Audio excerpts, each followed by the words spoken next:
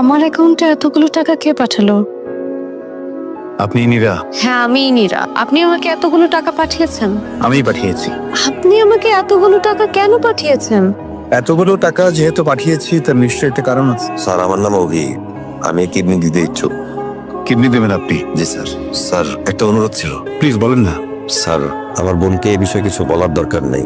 আমি আপনার কাছে একটা চিঠি লিখে দিয়ে যাব, কখন কাকে পৌঁছাতে হবে সেটাও বলে দিব স্যার। আপনি নিশ্চিন্ত থাকেন, কখন কাকে কোথায় চিঠি পৌঁছাতে হবে আমি ঠিক মতো পৌঁছে দেবো। অভির একটা চিঠি আমার কাছে আছে, পরে মনে হলো যে না, চিঠিটা আপনাকে দিয়ে কি বা লাভ। আপনার কাছে এই চিঠি এখন তো আর কোনো ভ্যালু ক্যারি করে না, কারণ আপনি যে বিয়ে করে ফেলেছেন। বিয়ে? কার বিয়ে? কখন বিয়ে? আমি তো বিয়েই করিনি। আপনি বিয়ে করেননি? না। তাহলে আপনার বাবা আপনার বিয়ের ছবি যে অভিকে পাঠালো সেটা কি মিথ্যে? বাবা? হ্যাঁ। ও মাই গড, আমি এখন ক্লিয়ার। বাবা ওই দিন আমাকে কেন বউ সাজতে বলছিল, আমার না সবকিছু বুঝতে অনেক দেরি হয়ে গেল।